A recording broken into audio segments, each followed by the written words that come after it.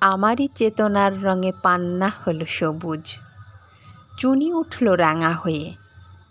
আমি চোখ মেললুম আকাশে, জ্বলে উঠল আলো। পূবে পশ্চিমে গোলাপের দিকে চেয়ে বললুম, সুন্দর সুন্দর হলো সে। তুমি বলবে এ তত্ত্ব কথা, এ কবির বাণী নয়। আমি বলবো এ সত্য, তাই এ কাব্য। এ আমার অহংকার, অহংকার সমস্ত মানুষের হয়ে মানুষের অহংকার পটেই বিশ্বকর্মার বিশ্বশিল্প।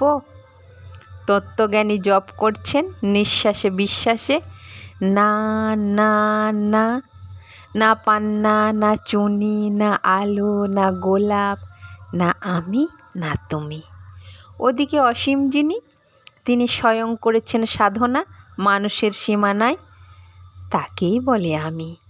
সেই আমির গহনে আলো আঁধারে ঘটল সঙ্গম, দেখা দিল রূপ, জেগে উঠল রস। না কখন ফুটে উঠে হলো হ্যাঁ মায়ার মন্ত্রে, রেখার রঙে, সুখে দুঃখে।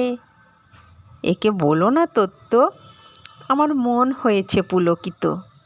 বিশ্ব আমির রচনার আসরে হাতে নিয়ে তুলি, পাত্রে নিয়ে রং। পণ্ডিত বলছেন বুড়ো চন্দ্রটা, নিষ্ঠুর চতুর হাসি তার, মৃত্যু দূতের মতো গুঁড়ি মেরে আসছে।